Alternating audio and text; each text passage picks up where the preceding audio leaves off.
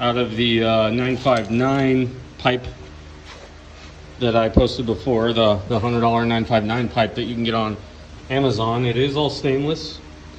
You can see I used the whatever this is, 160-degree bend here, and then these are 2 1/4 ID.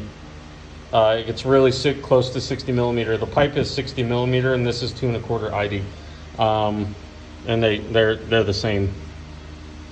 So I basically had to add these 3 in.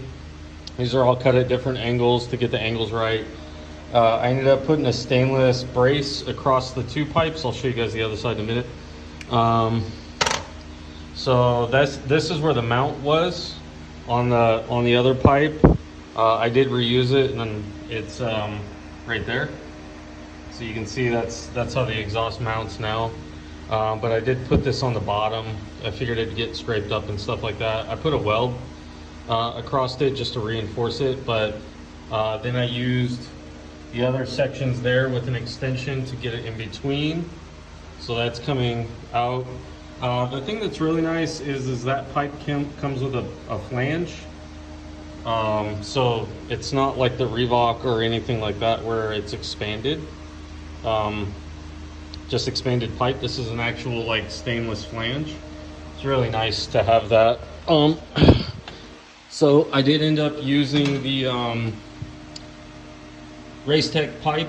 It's an Errata company. I explained it in another video. Go look at my videos. It's literally the one I just posted before this one. And this is this side. So it's all stainless. Everything's stainless. You can see that's how it's mounted. It's mounted up here to the factory mount. You can't really see it because it's behind the plastic, but the factory rear mount, the one that's easy to get to, is where this thing is mounted. And then I just cut the factory brace off, or not the factory, the brace that came on that $100 pipe. I cut it off and ended up reusing it because it's a good, nice stainless mount. Welded on the spring mounts for it, and then this is how it come around the oil pan, and then out and to the side like that. So yeah, if you guys want to see more, this is me. I'm JB Engines. It's a really terrible place to place that sticker. I don't know why I did that. Anyways, but yeah, this is kind of the angle that it comes out at. I like it. It's got a good amount of space. My hand can fit in between the tire and the muffler. I don't have the DV killer, but I will start the bike real quick, and so you guys can hear it.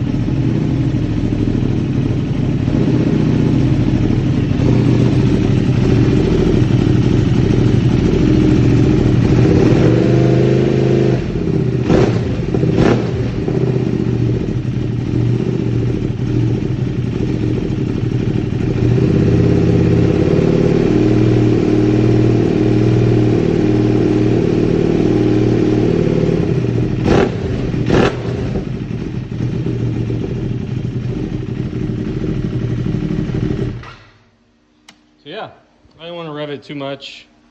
Just do some throttle blips. I'm in Arizona. It's 110 out today, so the bike is relatively warm, but you know,